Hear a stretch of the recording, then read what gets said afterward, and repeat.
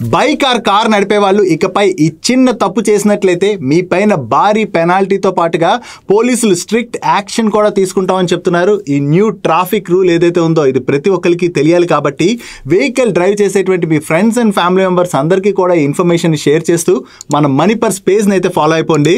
Generally roads పై drive చేసేటప్పుడు మనం చాలా మందిని చూస్తుంటాం కదా, హెడ్ ఫోన్ పెట్టుకుని అది డ్రైవ్ చేస్తుంటారు. అలా హెడ్ ఫోన్ పెట్టుకుని డ్రైవ్ చేసేటప్పుడు మనకి ఎటువైపు వెళ్తున్నాం, పక్క వాళ్ళు హార్న్ కొడుతున్నారా లేదా ఏమీ తెలియదు కాబట్టి డ్రైవింగ్ అన్నది సరిగ్గా చెయ్యం. దీనివల్ల మన కంట్రీలోని యాక్సిడెంట్స్ అన్నవి భయంకరంగా పెరిగిపోతున్నాయి అండ్ కొన్ని కేసెస్లోని చాలా మంది చనిపోతున్నారు కూడా.